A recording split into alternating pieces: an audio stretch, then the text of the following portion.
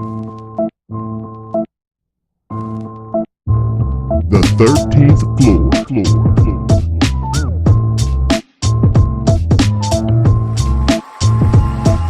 The 13th floor. Welcome, ladies and gentlemen, to the 13th floor where the furniture isn't always the best, but Carol's smile is always amazing.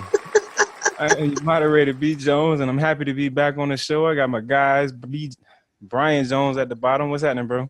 Everything's good, baby. Glad to be here. Yes, sir. You did a great job last week, man. I appreciate it. Bro. Appreciate that, man. Appreciate that. I stepped out the comfort zone, and we right back in the. I'm back in the shadows this week, man. Hell no. Mutt Lee, what's going on, bro? What it do? How's everybody? I'm good. You should be good, man. You was playing a real good cheerleader last week too, man. Hey, had towel. I was ready to go. All right, we're gonna have to throw you in that fire, man. Get you a word as well.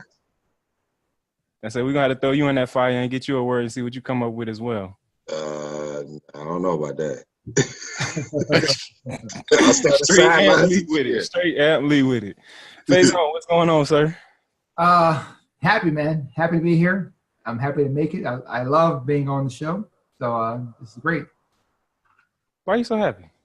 You know what? It's just cool to be here, man. It's just like your day's not going well or things are going whatever it may be. I look forward to like this time. Spoke about this a while ago, just the therapy of being here. So it's just cool to just be able to share, chit-chat, or talk about nothing before the show starts, and then dig into their topics, and we'll probably chit-chat more when it's over.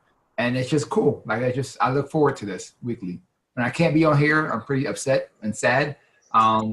So I adamantly listen to it and make my notes and make T-shirts, listening, wishing I was there. So yeah. The T-shirt game is going to be amazing, man. Make sure you want to look out for those once we get them on and popping. Faison is leading that charge, and I can't wait to see what we come up with. Coach K, what's happening, man? You and your Just Water over there. What's going on? You look cold. Listen, when we started the podcast, not the podcast, but when he got on the call, I'm like, why the hell Carol got on a hat in the house? Then I remembered it's negative 40 outside, so. Right. Good cold. You just bundled up. I saw you grab it I might be here for a while. Yeah, that's not that bad. But man, it all depends on what side of the house you're on. Like if you're on the front side of the house, that's where the wind is hitting and making it through. So I actually went through and taped all the cracks and the seals of the windows earlier today. Smart, real smart. I don't want no parts of that, bro. I just came outside. What's the temp? Not the wind chill. What's the temperature? The temperature right now should be negative 21. Damn. That's just not human in Bless your heart. Any city. It's actually negative 17. We got some more to go. All right.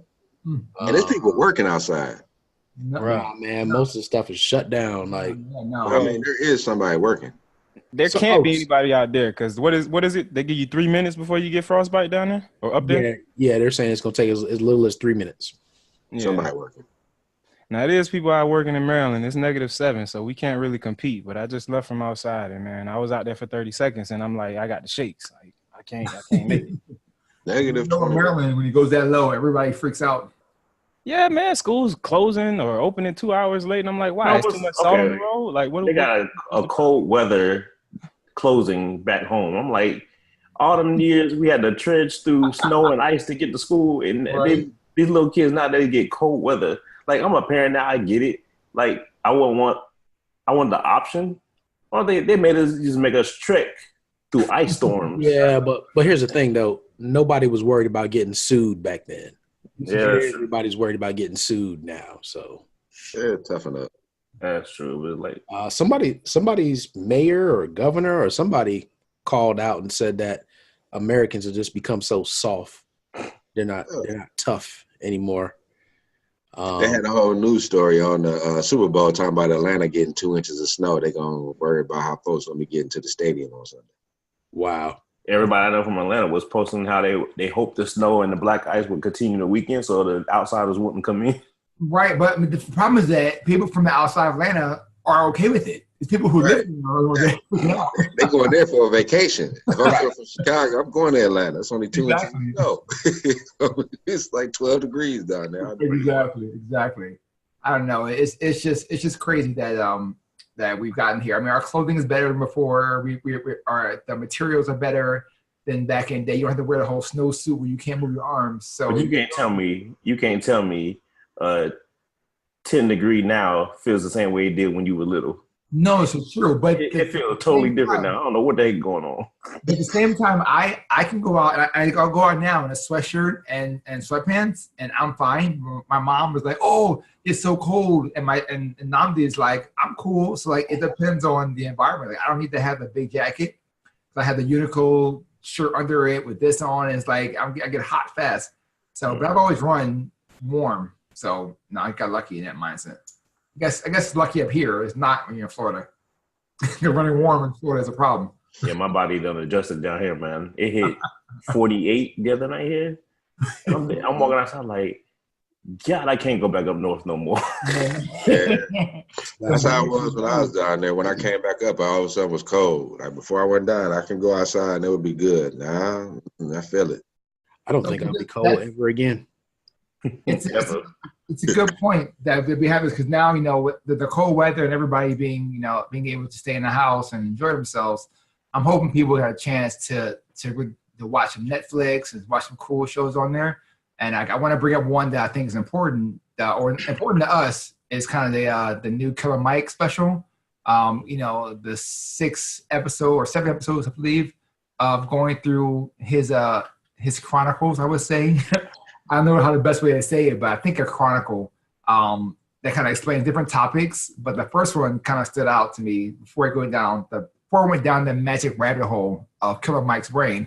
The first one really pulled him, how hard it was to buy black in the area he was in. So short synopsis on that episode, and we can start talking about that. We kind of did it before. We talked about buying black before, but he actually was in the area before a concert and had to figure out 3 days before the concert he was only going to buy black. He was only going to eat black. He was only going to get in a black car, not like a black car, like actually like a black-owned company who owns the car to take him to the concert. Right. So he struggled for all 3 days trying to find food to eat. He couldn't get food. He couldn't find a hotel, black-owned. But during this process, he really talked about like this cool thing called the Green Book that used to be used way back in the day that black families would use when they're traveling across the U.S. and it took you all the black-owned places, and it was a safe zone. Places. It was the places that were safe, right? Yeah, but they were all black-owned. So, and I'll open it up to everyone to talk about this process and see where you are with it. And there's many apps out there. I think I tried to do it in D.C. when I was in Maryland maybe 4 years ago. I tried to do the black-owned and Around the Way app, trying to find black-owned stuff.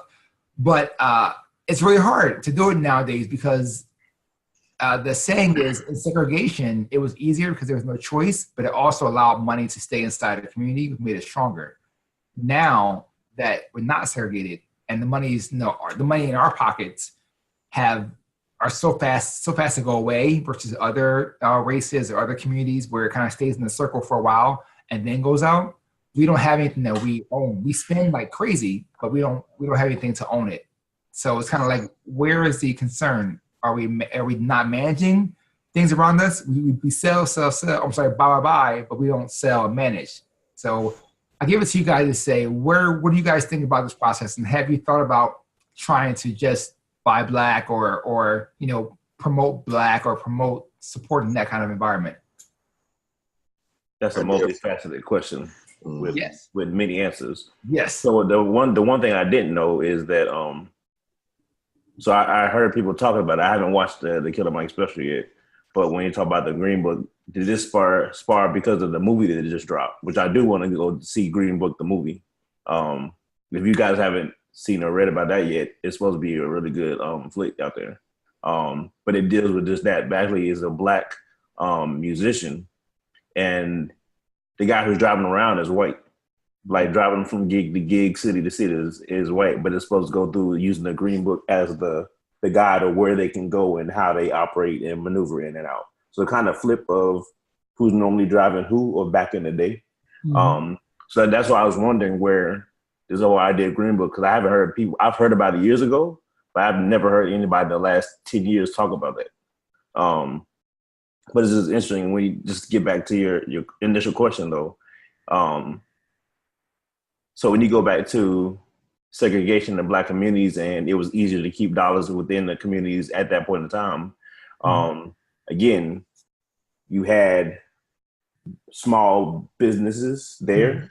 But it kind of seemed, if you really trace back to those individual communities, as those barriers were taken down and people started moving out and people started being allowed to go other places and spend your money. Because they want you to come spend your money. They may not want you there long term.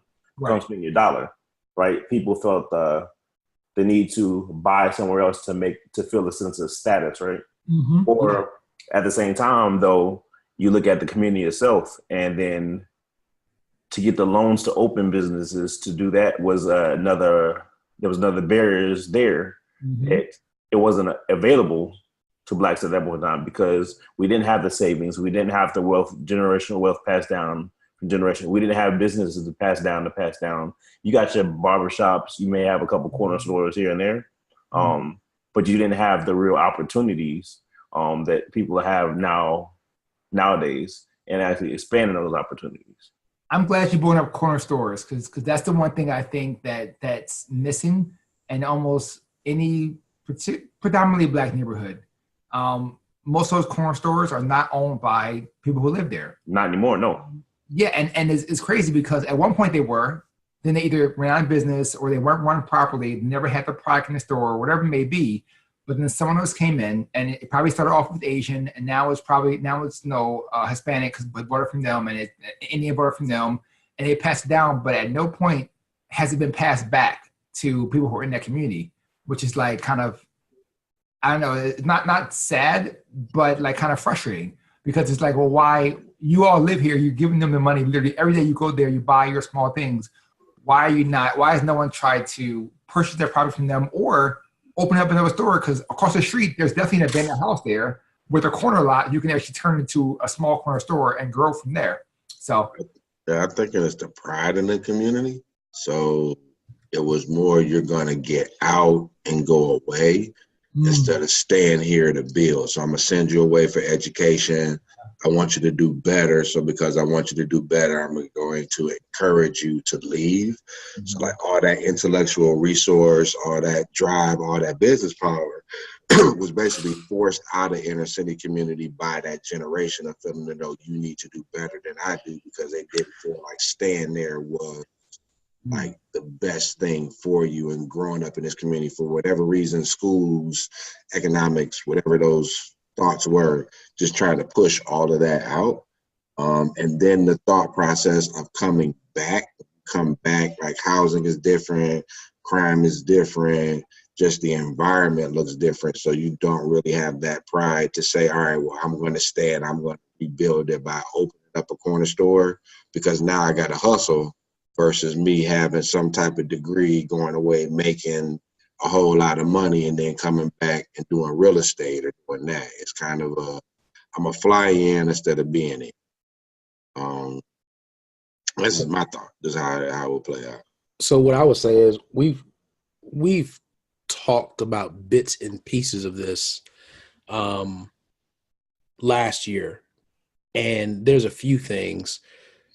It's difficult to do because segregation or desegregation, rather, some people say, look, it was not about, okay, we finally embraced Martin Luther King's dream and we want to be equal. No, it was about the money because they realized that dollar was so strong in our community because we only spent it amongst each other. So think about it. Think about how many different stores the white community had to go to, so their money was spread out, whereas ours was it was one or two people that may have had a business in each little town, right? That could give you what you needed. So if you needed clothes, you were probably going to one place. If you needed shoes, you were probably going to one place.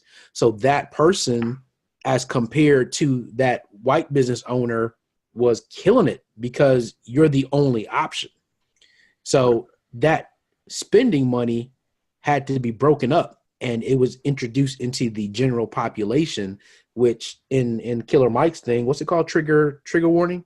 Good one. He says our dollar stays in our community 6 hours. Insane. And it's true. As soon as you get paid, it's gone. 6 hours. So, but the infrastructure is not there now for us to do that. Absolutely. Because even if you go find a Black-owned business, where are they getting their products from? Yeah. Right. There's not a whole lot of Black businesses that are into manufacturing at this point, and you got to go all the way to manufacturing and having the infrastructure set up for us to even do something like that.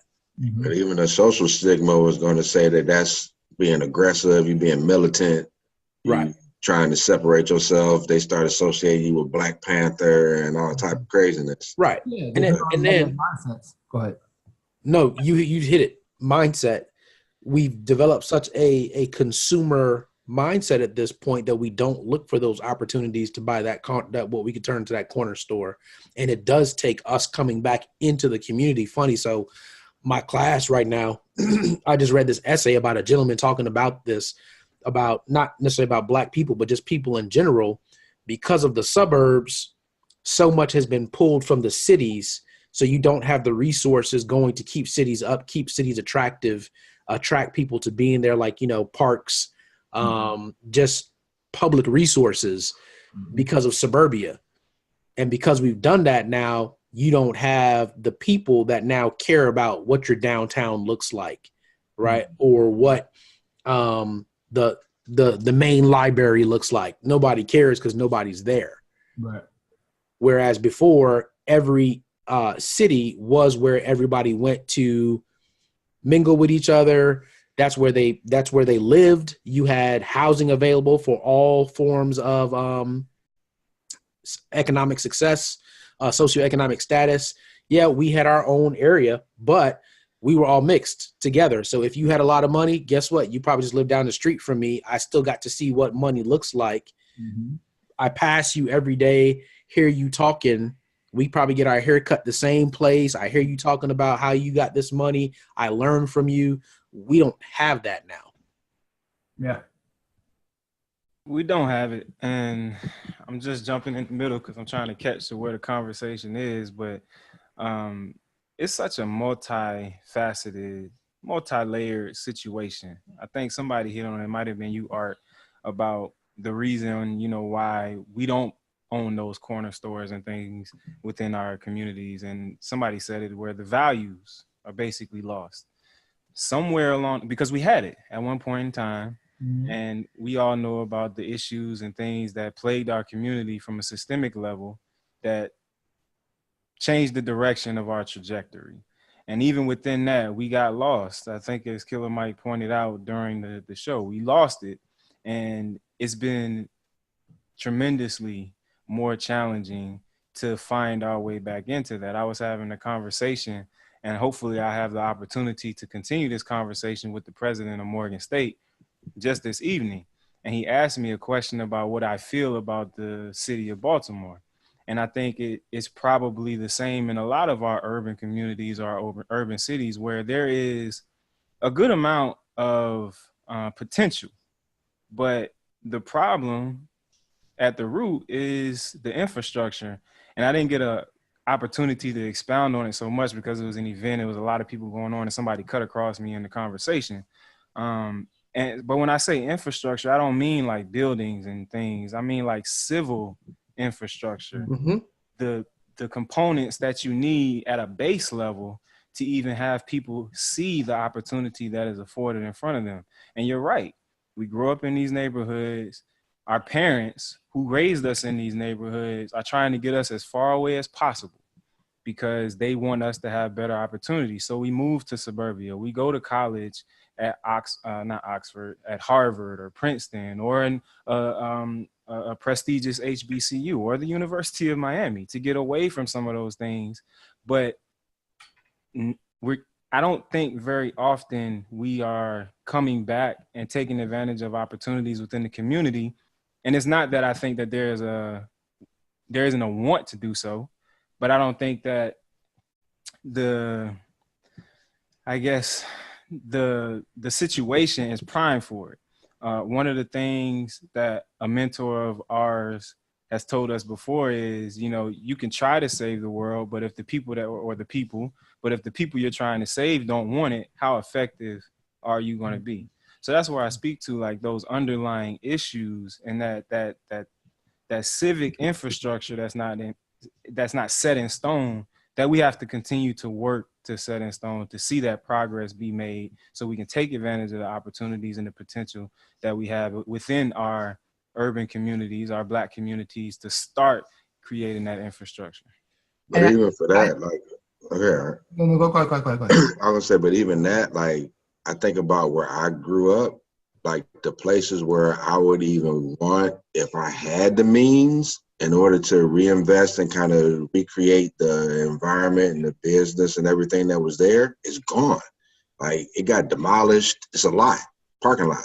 Or it's like there's nothing that's there within their houses that you would want to do real estate and rehab are gone.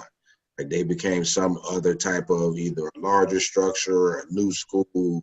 So the city planning has gotten to a point where those resources that were there, you can say, I remember when that used to be, is now a park, or it's just an empty lot. It's not even an opportunity for you to do anything.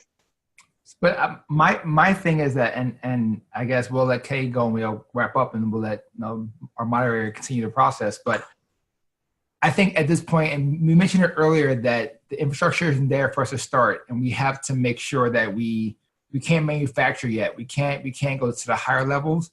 But I do believe that owning that first step. So if it's the grocery store that's in the area, and yes, you may not buy it from Black right now, or owning the clothing store, or owning the VIMs, and owning those random things that are around you, or the Popeyes, their franchisees that are around the area, owning those. And then if there's a bunch of them being owned, now you have the resources to say, okay, now I want to figure out how to get into the next level up. So how can I become, Let me stop you right there, Art. How do we get to the point where we're owning those? It's getting together. It's getting together and adjusting your money from being fashionable or going out spending thousands of dollars on stuff that's materialistic, and saying, how can I make this money make money for me and my family? But I want to keep it here so it circles around. So how do you get somebody that is in survival mode to adjust? Because that's the root of the issue. I think everything that you're saying is the exact answer. Problem is that we got to start thinking that way, and it's a uphill battle to even get that type of mindset into individuals. But I think survival isn't because, yes, now there's two extremes. There are the people who are actually like working at a low-paying job and are trying to do things and are living on assisted living. That's a different mindset. That's trying to get out of that process and growing yourself. Then there's the people who have money, who have assisted living, but are also spending it the wrong way. The mindset is that, I have to be fashionable. I have to dress this way. I have to do this. I got to go out clubbing and spend all this money on this. That mindset, that person can change the person who's really struggling.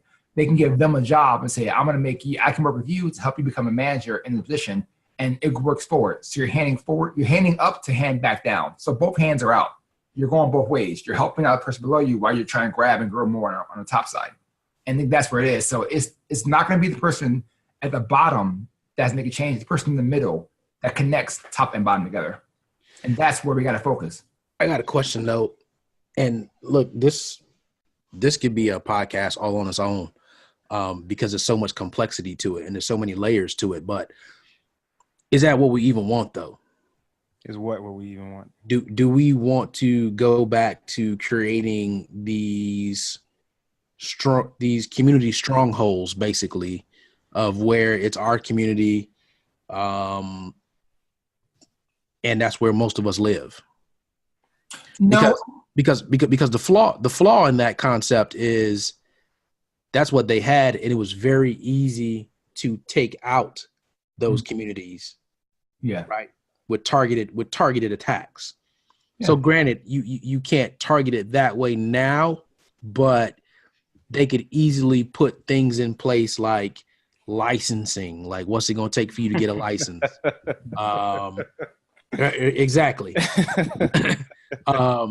Taxes, there's so many different things. So if you don't control the lawmaking portion of it, you're going to get into some challenges as well. But I really wanted to say, for this particular country that we live in, right, is that the best thing? Because if we have to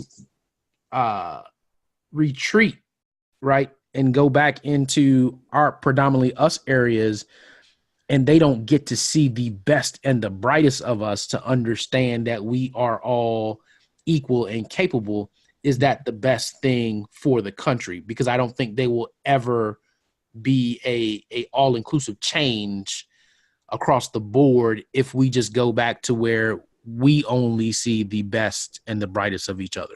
No, you're right. You're completely right. And that wouldn't be a complete withdrawal from society wouldn't be the answer.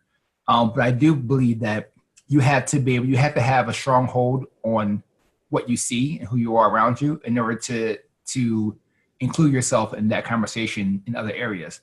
So yeah, you might have someone's uncle who may own a property or own a store, kind of something inside of a neighborhood that makes them say, hey, I'm going to go to college. I'm going to buy and own something that's going to be in a different state now. So they're including themselves across, and now you see the buying power adjust versus it being just one neighborhood.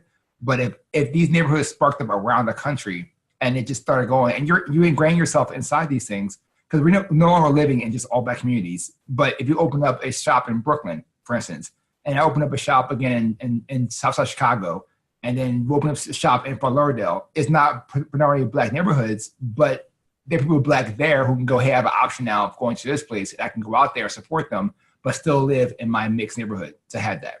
So then you build the power inside of it. So it's just giving the awareness that, hey, you don't have to always be a consumer. You can be a producer. Yeah, I think it's a mixture of creating producers and us subscribing to it, right? As opposed to going to XYZ restaurant. No, I'm going into Liberty City to go eat at a restaurant that they have there. Yeah. And spend my money there. You know what I mean? So you can, it's almost like you're sending the money back into the community. Exactly. Okay, now let's circulate it. Exactly. And there's still a couple stigmas associated with that process. I'm not disagreeing, but I think one of the biggest things that we've all hit on already was that a lot of our families and things like that, as they push you out to new experiences, quote unquote, a better opportunity, it was like, well, you can come back to visit, but coming back to stay, that's not nothing you should be striving for. So if I had that restaurant in there, so one of the things and I tell people all the time, I'm a big proponent of going into Liberty City and Overtown, and whatever I spend, I'm going to spend at the local corner store, the gas station, the restaurant right there when I'm there. I'm in those two communities probably 50-60% of my time. I'm out in the schools with the school load that I have.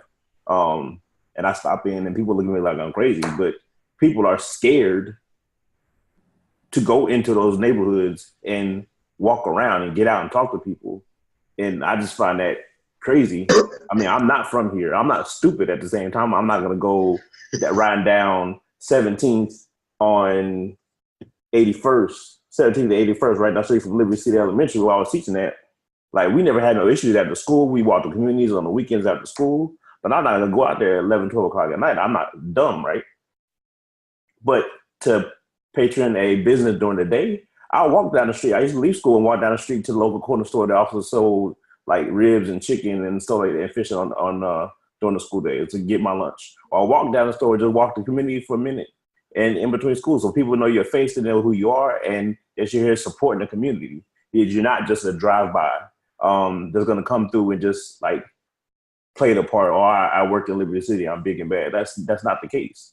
Like, get out to the people and know the people, get to thrive with them. But the other thing with that too is that I see, one of the things I see often is I hear people always talk about going back and starting businesses and doing that. Great. But now take a look at, but you started been there, but you don't even live there.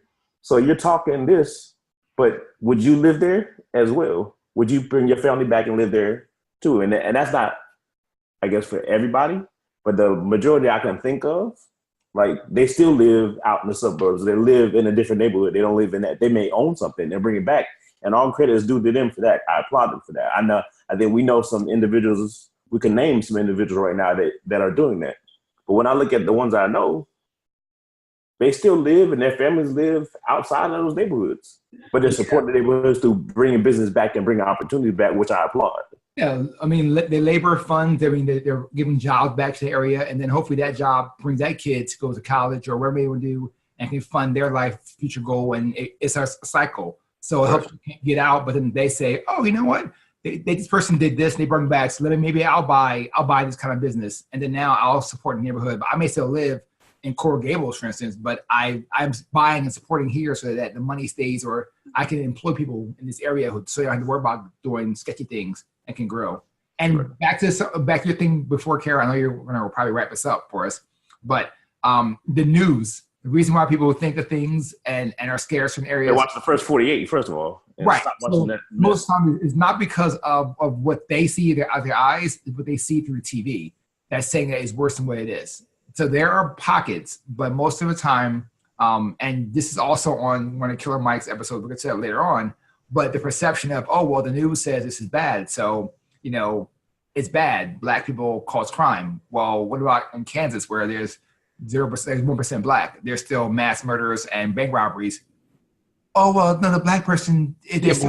But we're not trying to gentrify those areas. Right, exactly. But that's the mindset of that is that, oh, well, these areas the news says is bad, so it's gotta be even worse than what the news says. The news gives us the highlights of it. It's not. Look, we gotta realize, and again, built into the infrastructure, we're running out of places to buy and develop real estate, of cheap places, I should say. Mm-hmm. So where are the cheap places now? They're in the hood. So nobody wants us to go back and buy that stuff because we're going to build businesses, hopefully, that will cater to the community and reinvest in the community. But they don't want that. They want, nope, let's go out here, buy up all this stuff, start pushing these people out. I mean, they relocated a bunch of people from Baltimore to, what is it, Brett? It's close to you. You got Columbia. No, not Columbia. Elk Ridge, Ellicott City. No, it's a predominantly black area. PG County. Yeah, PG County. So either Bowie or Bowie. Yeah, there you go. They were giving people money to leave from Baltimore and go to Bowie. Crazy. And that type of stuff is happening. Yeah, everywhere. Mm-hmm. That's right down here in Miami. I mean, you go if you follow what's been going on from the Wynwood district all the way coming on up, going into Little Haiti and El Portal. Like I was at a school the beginning of this year, and the population of school has just dropped. And I'm trying to figure out I'm talking about drop. I'm talking about like 20, 30 kids. I'm like down like 200 kids in the last 2 to 3 years. And so I'm asking, inquiring what's going on. And it, like you said, property developers are coming in and offering the families now $50,000, $70,000, $80,000 above the list price. And families are taking the money and running and leaving. Yep. And now they're going to flip the property and sell it for $200,000 over the list price or whatever was currently at it. So it's that whole process of that buying cheap, getting rid of whoever they don't want, and then flipping it. Yeah, that's one of the larger hospitals here in Cleveland. They won't name any names, but it's right. Literally, I mean, you go across the street and it's in one of the probably 98, 97% black. And you come on one side and they literally start buying up block by block to where they expanded from a 2-block footprint to almost 15, 16 blocks.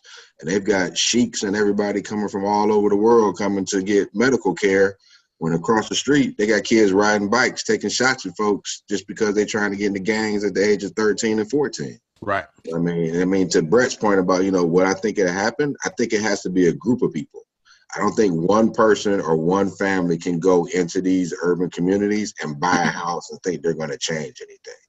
It's got to be like 5 or 6, 10 or 12, all agreeing together that we're going to come and buy everything on this street.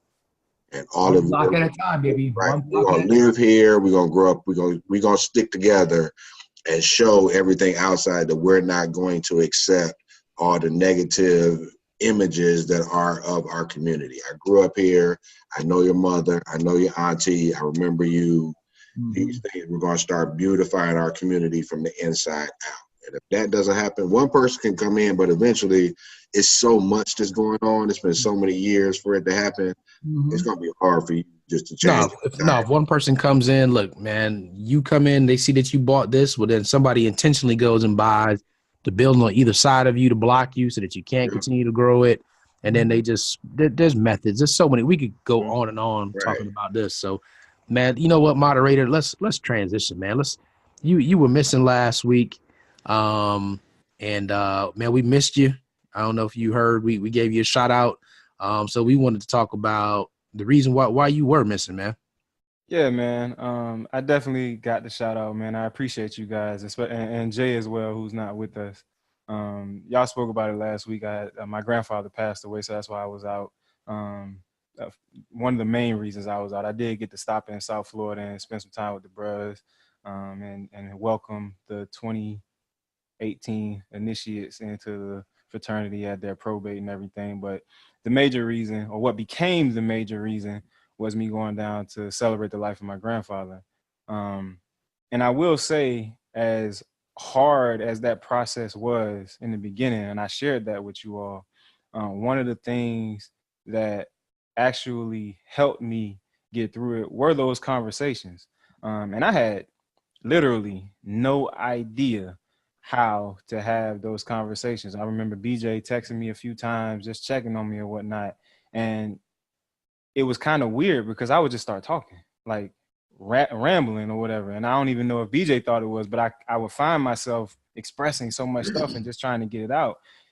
And I mean, one of the main reasons was when I found out that he passed on that Monday, the 14th, there was literally no time to process that loss up until the 18th.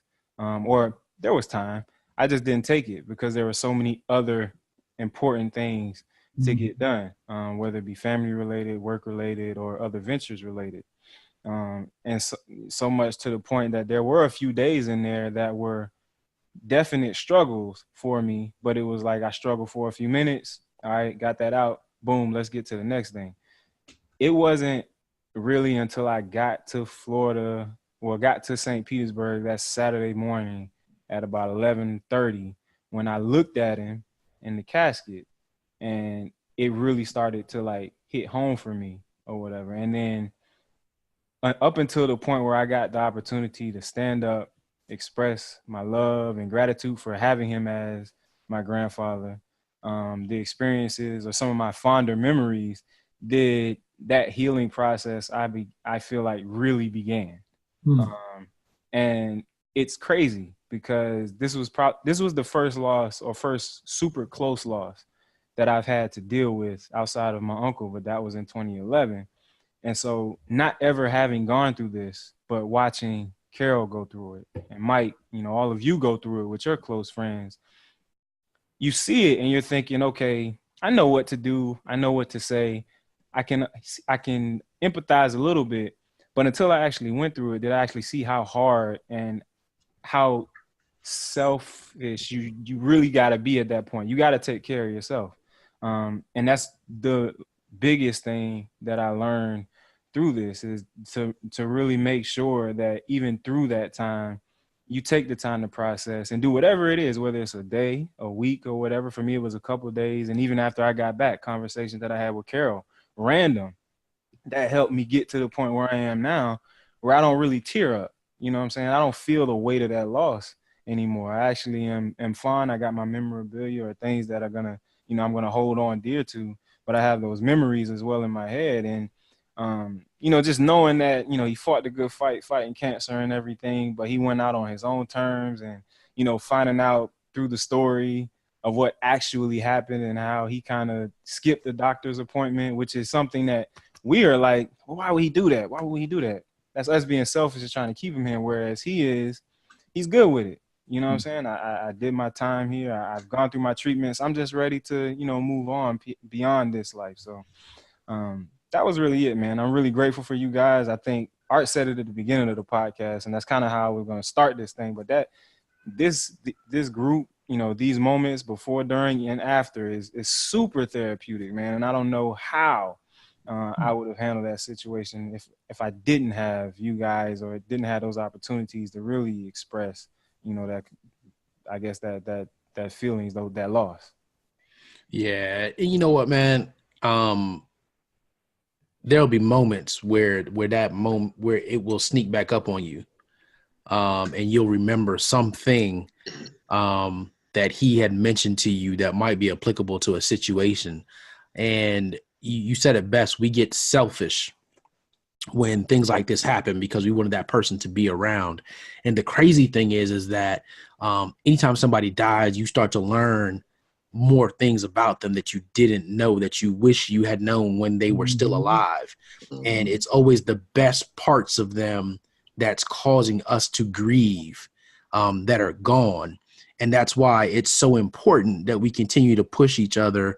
And, you know, again, happy for this group, because this group tries to push each person to be the best version of themselves. Right. And to put everything out there now. Don't, I said it a couple weeks ago again, don't be that field of dreams where you have that best part of you that nobody ever got to see. People only got to see glimpses. And when you only have the glimpse, then you don't know, like, how could you have impacted the world if you'd have put everything out there? Mm-hmm. Absolutely, man. I think that's one of the things that I'm most grateful for, is that I wasn't surprised by some of the things that I heard. I did have opportunities while he was here to get to know him, you know, from how he was as an adolescent to a young adult, and the pool hall days, and just being thankful for the small lessons and cars and things that he got. So it's really important, man, to take that time, you know, for the ones that mean the most to you, and spend it with them. You know, I'm really, really glad that even my son, although he might not remember too much of him, you know, got to see him, and he was a great grandfather when he passed. So yeah, that time, man, you know, so you don't find yourself wishing or wanting or like, dang, I wish I could have done this. Like I didn't, after I processed a little bit, didn't have those feelings that just hanging or harboring over my head. It'd be amazing for you to kind of see as you start to get older, how the mannerisms and the language and whatever expressions they use, how you start to adopt them. And then even as like Nia and everybody gets older and they start to have kids, like you'll start to become your grandfather, which is, it'll be kind of cool because you'll say something, you'll be like, whoa, and it'll just kind of click. But then it's almost like you can feel kind of him just kind of looking and still being involved in your thought processes and everything that goes on in your life. Like they never die, you just don't see them anymore. That's it. But the thoughts that you have, everything is still, it'll always be there. Exactly. Yeah, it's just some things that you'll see. So like even like me, like my dad always comes to me in sticks. So whenever I think about it, and it's usually about the size of a yardstick. But it's kind of whenever you see about it, just out of nowhere, you'll see about, all right, yeah, I got it. And it'll be the same for you. It'll be something that you had that was only between the two of you. That all of a sudden you'll just notice it. You're in the grocery store, you're driving or whatever. Just give you peaceful for you. It's cool. Right. Faison, we didn't forget you, man. How's Pops, man? You know, you weren't all. Oh yeah, no, he's good. He's mobile. He's going to see specialists every day to make sure that everything's checking out well. Only thing he has wrong is not wrong, but he has a bruised knee, so he's wearing a brace. But he's a fighter. He's good to go. He's getting checked out. Not afraid of going to the doctor. So he's there and he's good. Only thing he's mad at is that his car, he got his 2000 I think 14 Tacoma, and he was down to the last two payments. That's how it works. So he's like, I mean, the insurance is going to pay him back, give him a chunk, but it's not going to be enough. He got to get into a new payment for a new car. So he's like, he's retired. So he was like, just looking forward to that to use for just life. And he's like, so close. Like, I'm glad I'm safe, but I was so close to car payments. So, you know, it's all good. The police department and is taking care of him. So they're all good to go. And it was good to be good to be blue that day because they already made sure that he got to the hospital quick and he took care of him. So it was pretty cool to see that side of the system work well for their own. Especially he had his badge on him. So when they saw his badge, they were immediately like, oh, get out the way, take him to the hospital, let's go, go, go, go. So it's kind of cool. They told me the story behind that and how he was like, I'm happy I had it on me that day. Because he was wearing it all the time, but he happened to have it in his seat with him that day. So, his badge? Yeah. Because he's a retired sergeant. So he's done, but he still has his badge with him. Yeah. I got blue in the family. Okay. Nice. This is gonna be interesting. North Jersey, right? Yeah. Yeah. Yeah, I'm seeing these sneaking who's sneaking into the podcast around here, man. I know it's about that time for us to get to the corner, but I gotta open the book one page at a time, baby. I can't give you the whole book. It might blow your mind. right. Who is this down here, man? Who is this? That looks like Fresh in the nosebleed sections of the in the car now. American Airlines arena. I see the dice floating in the window. Oh yeah. You see dice? Oh, Yeah. You can't. I can see that. It's because we know what's in his car. Yeah. I yeah. was say we can't see anything. All I see is a blue dot, and it looked like I see him. light that I see showing him. the back. It's above the blue dot. Swinging. Y'all have some great visions to see those. Bro, I don't see nothing. I don't know what I don't know what they on, but I need that. Right. Look Hey, that's why I got these, baby. We live and direct from the south side. You guys see him now? Yeah, I see him now. Are the dice black? Yeah. No, Green, one's baby. orange and one's green. Orange and green, baby. Oh, okay. Dice makes sense. Fresh, what's good, bro? You decided to drop in. What's happening?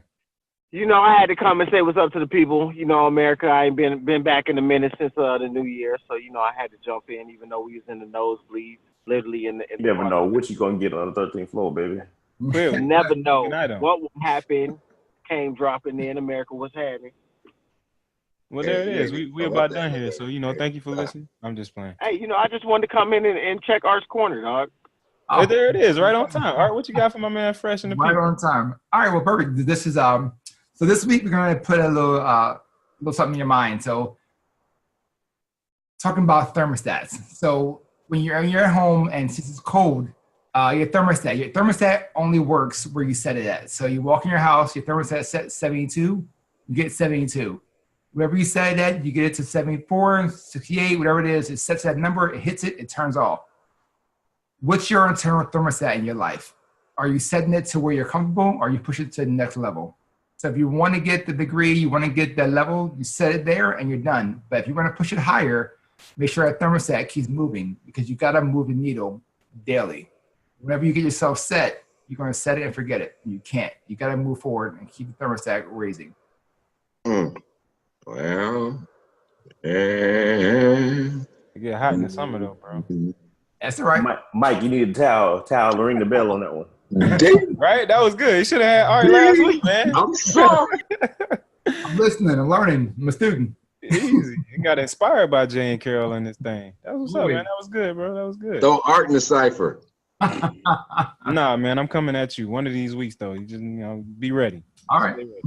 Who, me? Yeah, you. Thank you, ladies and gentlemen, for listening, man. Make sure y'all subscribe to the podcast. You know you can get us on iTunes, Google Play, SoundCloud. Catch our videos on YouTube and Vimeo. Follow us on all social media platforms at 13th Floor, please, so you can stay connected with us and see what we got going on. And be on the lookout for these snazzy T-shirts Faison is going to put out there for us. Coach K, man. Hey, we got a Fresh and Biz too, yo. Oh, my bad, man. Look at me. I'm sorry. You know, I'm going to drop in. Fresh and Biz from the car. So, exactly. Live and direct from the car. Fresh and Biz this week is dedicated to the details. Today, I found myself in a situation where I was offered tickets to the fantastic Miami Heat basketball game. And by not getting the details, I wound up saying, yeah, let's ride, you know, changed my whole schedule around and went ahead to the Heat game only to find out I was literally in the furthest seat back, like literally we were on the furthest back, like behind us was the wall, period. in there. Make sure you get the details before just jumping in. I always tell everybody, take that leap, jump if you want to do something, make you do it. But also make sure you get the details because you might find yourself in a situation where you all the way in the back and the wall is what is behind you. So get the details. Fresh and Biz this week dropped in on y'all like put out. Wow. So you said the players were looking like double dribble.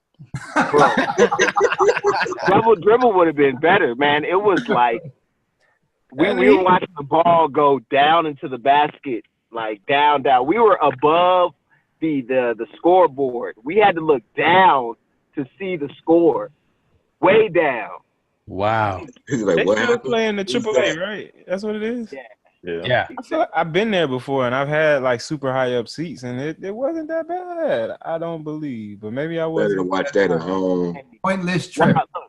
I'm not saying that the seats were bad in perspective of just like, the view. Yes, you can see the whole court in all of the stadium. However, I'm just not I would rather watch it at home because you're going to get a better view at home than the Ant-Man view that you're watching. I just want to know why the people you went with don't listen to the podcast. There it is.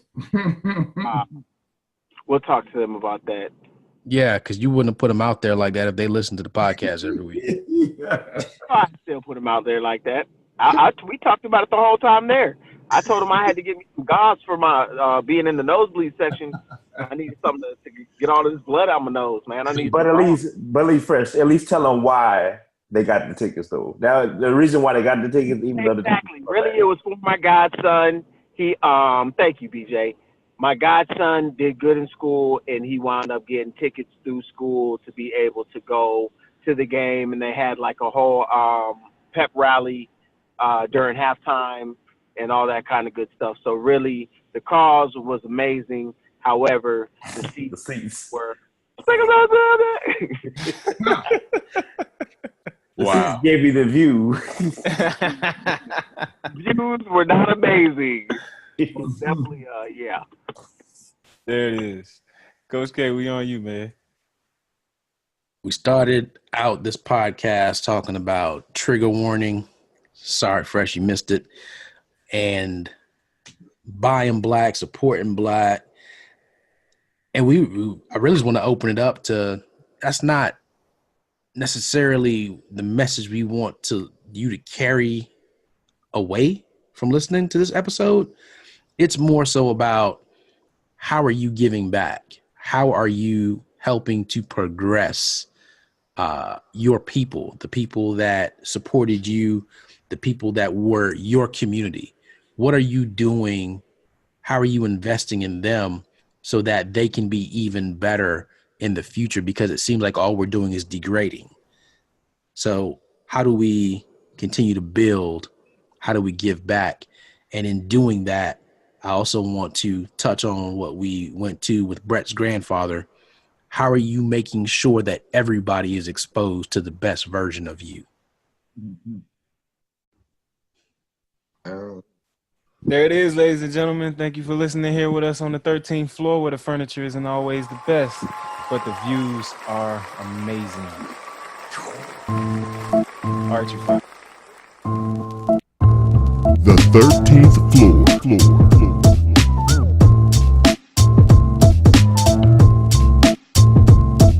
The 13th floor.